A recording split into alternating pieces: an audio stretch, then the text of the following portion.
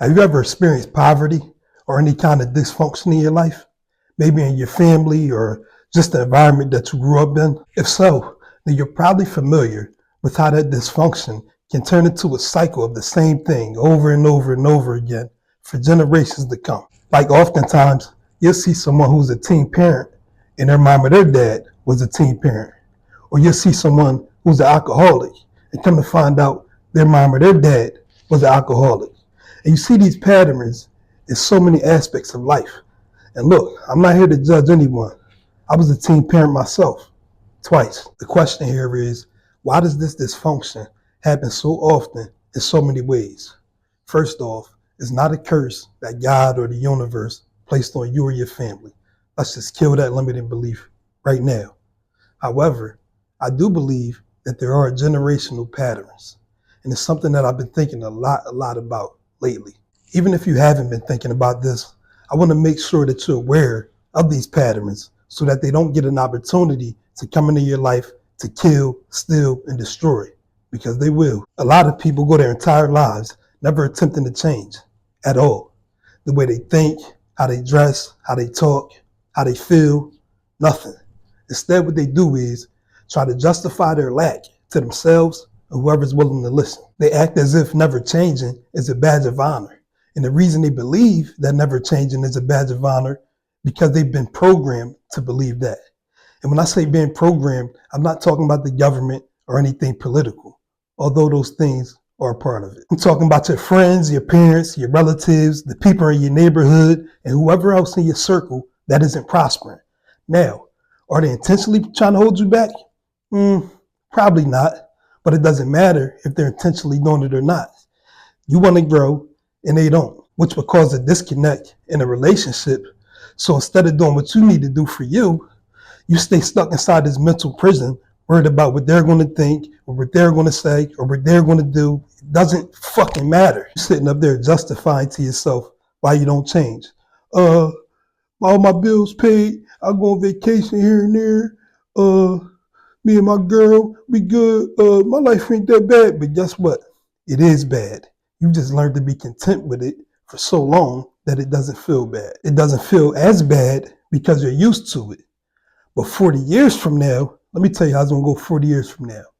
You're gonna forget all those people who you were essentially frauding for, who were essentially staying the same to please. You're gonna forget all those people. And 40 years from now, you're going to be working at that same job you hate. You're going to be with a woman that you don't love, that you don't like, who's annoying as fuck, that you don't want to be with. And you're going to sit back and regret not taking a chance on yourself. My cousin had this Frenchie bulldog that my 7-year-old daughter was terrified of. But after a while, I guess she realized, well, the dog doesn't seem that bad. He doesn't seem to be going anywhere. So she grew to tolerate it. Short story short, the dog passed away, and baby girl cried like a baby. What's the point of me telling you that story? Because when human beings learn to tolerate something in our lives, we become emotionally attached to it. So we'll cry for it, argue for it, and fight to keep it, even if we know that deep down inside, we don't like it. That thing for you could be your finances, where you live, your girlfriend, who's pretty as hell, but also negative and annoying. Whatever that thing is, you know it's not good for you. But instead of fighting to get better, you're so comfortable that you fight to keep it. Or I'm just keeping it real. This is how I am. That's all I know. This is all you know? Well, if this is all you know, then maybe a great place to start would be learning something new. I was riding through my old neighborhood the other day, and something really grabbed my attention. Some of the same guys that used to be out there with me 10, 15 years ago were still standing out there on the same block, doing the same thing as we were doing when we were 19, 20 years old. They literally been out there standing on the same block in the same spot for years. One guy was actually out there now with his son, not like babysitting them or anything. Like, I think his son was like 19 or 20 years old. You get what I'm saying. But seriously, that's 2 generations of a family stuck in a cycle of poverty. Now, most of us, when we think about the term poverty, we usually think about money, the lack of money, or houses and the environment. But the reason we think of those things is because they allow us to conjure up a picture in our mind when we think about poverty. But poverty is really just a mindset. The lack of the money or the money itself is just a manifestation of that mindset. And trust me, I'm not judging. I speak on these things because I need it for myself just as much as anyone else, right? I've been in jail after seeing my pops in and out of prison my entire life. I bust traps with my pop. I've been in heated dice games with my dad before. But even while going through all of those things, I realized that at some point I was going to have to change my mindset and expand my perspective, right? So I want to give you 6 things that have been helping me change my mindset and my perspective that I really think will help you. Let's get into it. First and foremost, you need a vision. And there's 3 things that should be included in that vision. First thing that should be included in that vision is clearly defined goals. Now, if you're anything like I am, it's not easy to just say, oh, I want this or I want that if you never really experienced that extravagance kind of things, right? So one thing that I found to be helpful is to understand what I don't want, which I've been experiencing all my life, and I'm sure you have as well. We all know we don't want. We see it every day, right? But looking at those things that you don't want to realize what you do want, right? So if you know that you don't like living in the city, okay, maybe you might want to live in the country somewhere, right? If you know that you don't want your children to go to the kind of schools that you went to growing up, maybe you know that you might need to send them to a VOTEC or, a more mixed race kind of school where they can see different kind of ethnicities and cultures, right? So realize what you don't want to realize what you do want. And with that, you can start to clarify your goals, get more clarity on what you do want. All right, the next thing you're going to need in your vision is a proven model to demonstrate to you how it's done, right? So this could be a coach or a mentor, just someone that you can model, right? That you can watch and you can see how they move and how they doing things. Someone that's been where you want to go, who's has things that you want to have, right?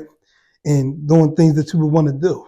I recently read an Oprah Winfrey quote where she said, a mentor is someone who allows you to see the hope in yourself. A mentor is someone who allows you to see hope in yourself. Like, what? That's fire, Oprah. So when you pick a mentor, it should be someone that you kind of resonate with more on a personal level. When you see them do it, it should give you confidence that you can do it as well because you see yourself in them. And I'm sure a lot of times people mentor others, I've heard, that they see in themselves, right? When they started out in their journey or when they were a little bit younger. But you want to be able to get that belief in yourself just by watching them do it, not because they told you can do it. Even if your mentor is someone who you've never personally met, that's a start. That'll help you get some clarity, right? We've all been there before. We've all started there. You might resonate with the person on their YouTube channel and their videos or their books, whatever it is. But that'll at least give you a start and give you some clarity to get you moving. Next thing that you need to have within your vision is one that I've noticed in every highly successful individual that I've studied. And that is an obsessiveness over your vision. What do I mean an obsessiveness over your vision? I mean, this needs to be a lifestyle. I mean, you need to be reading books. You need to be talking about it. You need to be eating, sleeping, and breathing your vision. Eat, sleeping, and breathing your goals. Like this is a lifestyle, right? Like you can't just, it's not clocking into a 9-to-5 job for 8 hours and clocking out when you feel like it. Is like, oh, this is the lifestyle. This is your life, right? This can also look like mentally rehearsing, right? Visualizing, seeing how you would want it to look when you get there and you reach that goal, seeing how you would want it to feel when you get there, right? Because when you visualize it and mentally rehearse it, it also allows you to have pattern recognition, which is the ability to see opportunities when they present themselves that you probably wouldn't have noticed otherwise. You see what I'm saying? So now you're priming your brain and your central nervous system to feel it, to see it, to notice it before you actually get there. Next is to change your identity, like totally recreate yourself. As I said in the beginning of this video, most people don't want to change. Like, you see people 20, 30 years later and they haven't changed, not one bit. But then they wonder why their life hasn't gotten any better. What they say, the definition of insanity is doing the same thing over and over again and expecting different results. All right, so the first thing in recreating yourself, we want to go back to the vision that you created of yourself earlier. And we literally want to write this down. You want to see, how does that version of yourself talk? How do you dress, right? What kind of person are you? Are you charismatic? Are you funny? Do you like to make people laugh? What does that version of yourself look like? Write it down. Most people would never in their life give this that much attention, but it's necessary. And that's why you're different. I promise you. Also, we want to figure out, how do you want the physique to look? Like, you need to get in the gym, or you need to be working out in general. You have to have a vision of that as well. How do you want your body to look? What kind of workouts are you doing? The next thing in recreating yourself is stepping out of your comfort zone. This works like magic.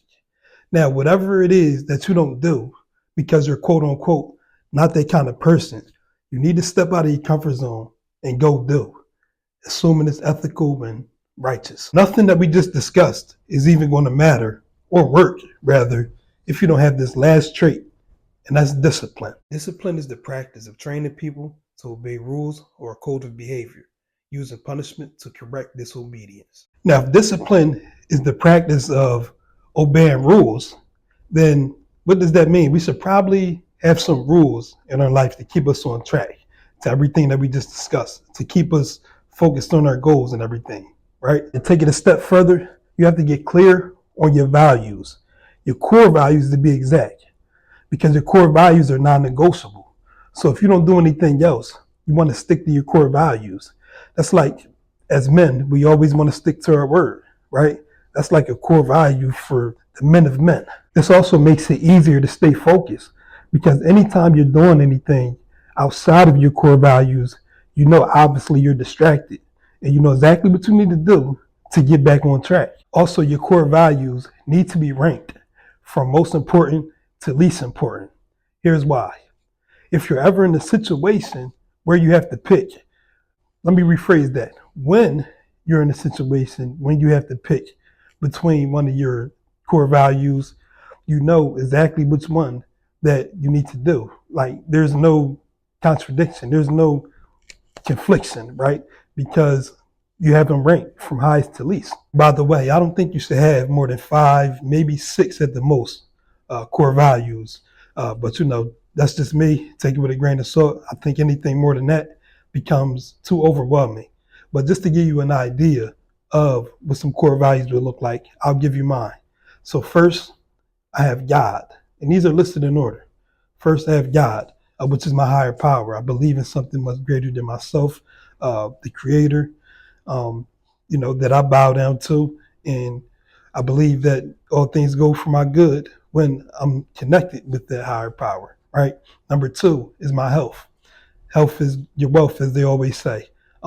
You know, you'll see millionaires lose their health, and they're willing to give their last dollar for that health back. So if you don't have your health, you don't have anything.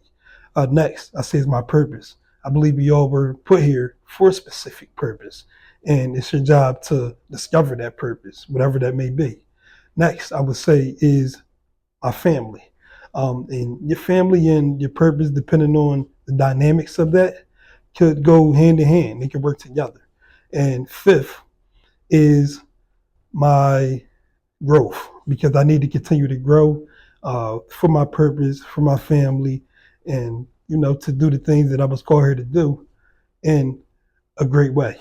Hope that's helped. I hope that gave you some things and some clarity that can actually help you go out, put these things to work.